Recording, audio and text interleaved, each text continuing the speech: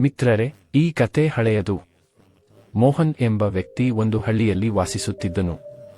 ಮೋಹನನ ಕುಟುಂಬ ಸರಳವಾಗಿತ್ತು.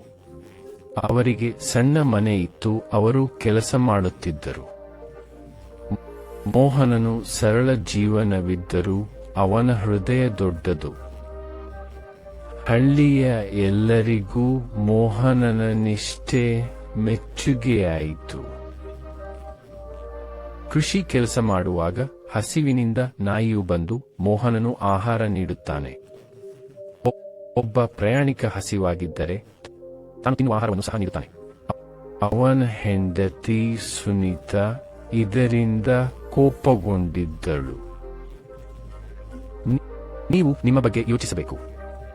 ಆದರೆ ಮೋಹನ ನಗುತ್ತಾನೆ. ಸುನೀತಾ, ಹಸಿವಾದ ಹೊಟ್ಟೆ ಶ್ರೇಷ್ಠ ಶತ್ರು. ನಾವು ಯಾರಿಗಾದರೂ ಸಹಾಯ ಮಾಡಬಹುದು, ಏಕೆಂದರೆ ದೇವರು ಎಲ್ಲವನ್ನೂ ನೋಡುತ್ತಾನೆ.